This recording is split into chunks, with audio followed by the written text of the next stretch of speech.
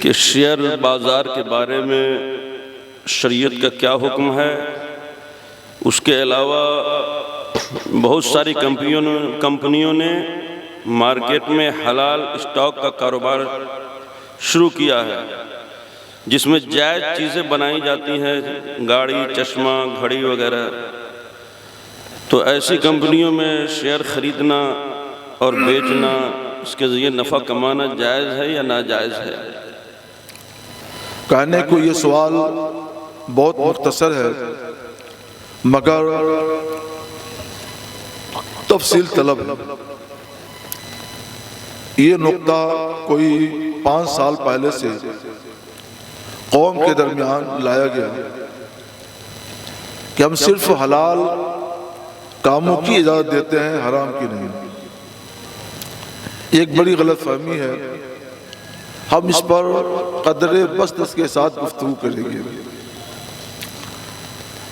اگر کوئی کمپنی حلال کاروبار کرتی ہے، یہ سب کمپنیاں کرتی ہیں، مثلا کپڑے کی خرید و فروخت، لوہے کی خرید و فروخت، سونے چاندی وغیرہ کی خرید و فروخت، یا اس طرح کی اور بھی حلال اور جائز چیزیں جو بازار میں خریدی بیچی جاتی ہیں،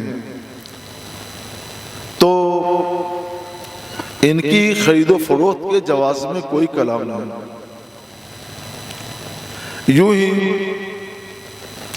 اگر کوئی کمپنی حرام کاروبار کرتی ہے، مثلا خنزیر کا گوشت بیچتی ہے، کاروبار کرتی ہے، شراب کا کاروبار کرتی ہے، یا کچھ مخصوص منشیات کا کاروبار کرتی ہے، تو اس کو تو سبھی ناجائز کہتے ہیں، اس میں تو کوئی کلام نہیں ہے۔ کلام اسی بارے میں ہے کہ حلال اور جائز کاروبار کرے، مثلا لوہا ہے، چاندی ہے، سونا ہے، کپڑا ہے، غلہ ہے، وغیرہ وغیرہ۔ دیکھنے میں یہ جائز ہے، بلا شبہ جائز ہے، مگر ہمارے علماء اہل سنت نے اس سے منع فرمایا۔ اس کی وجہ کیا ہے؟ جب یہ ساری چیزیں حلال ہیں تو ان کا کاروبار کرنا اور ہمیں خریدنا، کمپنی کا بیچنا کیوں حرام رہا؟ یہ ایک اہم سوال ہے جس کی طرف عام طور پہ لوگوں کی توجہ نہیں ہو سکی، تو اس کو آج سمجھ لیجئے۔ کمپنی 2 طرح کے حصص شیئرز جاری کرتی ہے، ایکویٹی شیئرز جسے ہم مساواتی حصص کہتے ہیں۔ اس میں جتنے بھی شیئر ہولڈرز ہوتے ہیں، شرکا، پارٹنر، وہ سب نفع میں اور نقصان میں برابر کے شریک ہوتے ہیں۔ اپنے مال کے تناسب کے لحاظ سے نقصان ہوا تو سب اپنے مال کے تناسب کے لحاظ سے نقصان میں شریک ہو جائیں گے، اور نفع ہوا تو اسی تناسب کے لحاظ سے سب کے سب نفع میں بھی شریک ہوں گے۔ یہ تو بلا شبہ جائز و درست ہے۔ حضور سید عالم صلی اللہ تعالی علیہ وسلم نے بھی یہ کاروبار کیا ہے۔ شریعت کی زبان میں اس کو شرکت عنان کہا جاتا ہے۔ شرکت عقد کی ایک قسم شرکت عنان ہے، یہ جائز ہے۔ اگر بات یہی تک ہوتی تو ہم اعلان کر دیتے کہ بلا شبہ جائز ہے، سرکار نے کیا ہے۔ لیکن اس کے ساتھ کمپنی ایک دوسرا شیئر اور جاری کرتی ہے جسے پریفرنس شیئرز کہتے ہیں، ترجیحی حصص۔ اس کا مطلب کیا ہوتا ہے کہ کمپنی لوگوں سے مخصوص مقدار میں روپے طلب کرتی ہے، مثلا 1 لاکھ روپے دیجئے اور ہم سال میں 10,000 روپے نفع کے ساتھ اسے واپس کریں گے۔ 1 لاکھ کے بدلے 1,10,000۔ تو کہنے کو یہ شیئرز ہیں اور یہ روپے دینے والے شیئر ہولڈر ہیں، مگر صرف ناموں کا کھیل ہے۔ حقیقت میں یہاں نہ کوئی شیئر ہے نہ کوئی شیئر ہولڈر ہے۔ حقیقت میں جو آدمی 1 لاکھ روپے کمپنی کو دیتا ہے، اس شرط پر کہ سال پورا ہونے پر اسے 1,10,000 دیے جائیں گے، وہ قرض دیتا ہے، اور 10,000 روپے اپنے قرض پر واپس لیتا ہے تو 10,000 روپے سود ہے۔ اگر کمپنی صرف یہی کاروبار کرتی تو ہم پورے اطمینان کے ساتھ کہہ دیتے، اصول کے ساتھ کہہ دیتے کہ یہ سود ہے، حرام و گناہ ہے، اسلام نے اسے سختی کے ساتھ منع فرما دیا ہے۔ لیکن کمپنی کے ذہین اور طباع لوگوں نے ان دونوں کو ایکویٹی شیئرز اور پریفرنس شیئرز دونوں کو ایک دوسرے کے ساتھ جوڑ دیا ہے کہ دونوں ایک دوسرے سے الگ ہو کر پائے ہی نہیں جاتے۔ اس کی صورت یہ ہوتی ہے کہ اصل میں کمپنی ایکویٹی شیئر جاری کرتی ہے جو جائز ہے، اور حقیقت میں کمپنی کے مالکان یہی ایکویٹی شیئر والے ہی ہوتے ہیں۔ مثلا 1 لاکھ ایکویٹی شیئر کے مالکان ہو گئے جو کمپنی کے مالکان ہیں، اور 1 لاکھ لوگ پریفرنس شیئرز کے شیئرز ہولڈر ہوئے جنہوں نے قرض دیا ہے۔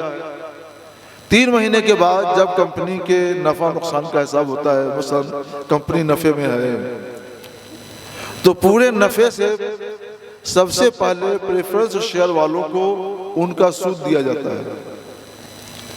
سود جو بھی دے جس کے ہاتھوں میں ملے، لیکن کمپنی کے مالکان ایکویٹی شیئرز والے ہیں اور ان کی اجازت سے کوئی بھی یہ نفسود، یہ انٹریسٹ کی رقم پریفرنس شیئر والوں کو دیتی ہے تو دیتا ہے، تو اس کا مطلب کیا ہوا کہ جتنے بھی مالکان ہیں 1 لاکھ لوگ، ان سب لوگوں نے اپنی رضا و خوشی سے یہ 1 لاکھ لوگوں کو سود ادا کیا۔ کوئی حلال کاروبار کرتا ہو مگر اس کو سودی قرض لینا جائز نہیں۔ حلال کاروبار کرتا ہو اسے یہ جائز نہیں ہے کسی سے قرض لے کر کے اس کو سود دے۔ اگر آپ اس کو سمجھ گئے ہیں تو پھر آپ پر یہ بات واضح ہو جانی چاہیے کہ ایکویٹی شیئرز والے جو مالکان ہیں انہوں نے قرض لیا اور قرض لے کر نفع سے سب سے پہلے سود ادا کیا، اور جو باقی بچا اس کو اپنے درمیان تقسیم کر لیا۔ اپنے درمیان جو تقسیم کیا وہ تو جائز ہے، اس کو ہم ناجائز نہیں کہتے ہیں، مگر اس کے ساتھ انہوں نے جو ایک لازم کر دیا ہے کہ جو بھی ایکویٹی شیئر میں ہوگا اسے قرض بھی لینا پڑے گا اور قرض کا سود بھی دینا پڑے گا، یہ حرام ہے، یہ سود ہے، اور اس وجہ سے ہم ایکویٹی شیئر سے بھی منع کرتے ہیں۔ تو علماء کو، اہل علم کو، خواہ کسی بھی گروپ سے تعلق رکھتے ہوں، انہیں یہ بات اچھی طرح سمجھ لینی چاہیے۔ ہم کوئی 1995 عیسوی سے برابر اس بات کو دہراتے رہے ہیں، سمجھاتے رہے ہیں۔ بہت سی محفلوں میں ہم نے مستقل طور پر اس پر خطاب بھی کیا ہے، سمجھایا ہے، لیکن کوئی بھی محفل ہماری نہیں ہے جس میں شیئر بازار کے تعلق سے سوال نہ آتے ہیں۔ اس کا مطلب کیا ہے کہ ہمارے 1000 منع کرنے کے باوجود لوگ رکے تو، لیکن سب لوگ نہیں رکے اور اس میں پھنستے کے چلے گئے اور مبتلا ہوتے چلے گئے۔ آج بھی ہزار لوگ ہمارے مسلمان بھائی اس میں مبتلا ہیں۔ تو کچھ علماء نے اس سلسلے میں بات چیت کی کہ کوئی گنجائش کی راہ ہو تو اب اسے نکال دیا جائے، کیونکہ اب لوگوں کو گناہ سے بچانا دشوار ہو گیا۔ میں نے 2 دسمبر 2024 کو وادی نور آزاد میدان ممبئی میں اس بارے میں وہ پوشیدہ گوشہ واضح کر دیا۔ وہ پوشیدہ گوشہ یہ ہے کہ اگر کوئی اس میں شریکی ہونا چاہتا ہے اور ایکویٹی شیئر لینا ہی چاہتا ہے تو ایک شرط کے ساتھ ایکویٹی شیئر لینے کی گنجائش ہے۔ وہ شرط یہ ہے کہ اپنی نیت یہ رکھے کہ ہدایت کاران کا بورڈ جو قرض لے گا اور قرض پر سود دے گا، ہم اس پر راضی نہیں ہیں۔ اگر کوئی اپنے دل میں اپنے یہ نیت درست رکھے اور اسی پر قائم رہے تو اس نیت کی وجہ سے اس میں جواز کی گنجائش مل سکتی ہے۔ انما الاعمال بالنیات، اعمال کا مدار نیتوں پر ہے۔ آپ کی نیت یہ ہے کہ آپ قرض نہیں لینا چاہتے، آپ کی نیت یہ ہے کہ آپ کسی سے قرض لے کر اس پر سود نہیں دینا چاہتے، اور کوئی شخص لے بھی رہا ہے اور انٹرسٹ دے بھی رہا ہے، تو پھر اس کا ذمہ دار وہ ہوگا۔ اس بارے میں قدیم فقہاء اسلام میں، فقہاء حنفیہ میں علمی مذاکرے ہوئے۔ ایک طبقے نے یہ کہا کہ اگر شرکاء میں، پارٹنرشپ کے میں جو لوگ ہیں، ان میں سے کوئی قرض لیتا ہے تو وہ اس قرض کا ذمہ دار سبھی شرکاء ہوں گے۔ مگر عام طور پر فقہاء نے اس سے انکار کر دیا کہ نہیں، پارٹنرشپ پارٹنر کو یہ اختیار نہیں ہے کہ وہ دوسرے پارٹنر کی طرف سے قرض لے، اس کو یہ اختیار ہی نہیں ہے، اور فتویٰ بھی اسی پر ہے، اسی پر امت کا عمل بھی پہلے سے جاری رہا ہے، اور فقہی مذاکرات میں یہ بات طے بھی ہوئی ہے جو ہماری کتب معتمدہ میں مذکور ہے کہ جو قرض لے گا وہی اس کا ذمہ دار ہوگا۔ تو قرض حقیقت میں لیتا ہے ہدایت کارڈ بورڈ، وہ بھی شیئر میں شریک ہوتا ہے، شیئر ہولڈرز ہوتا ہے، تو جو لیتا ہے وہی دیتا ہے، وہی اس کا ذمہ دار ہے۔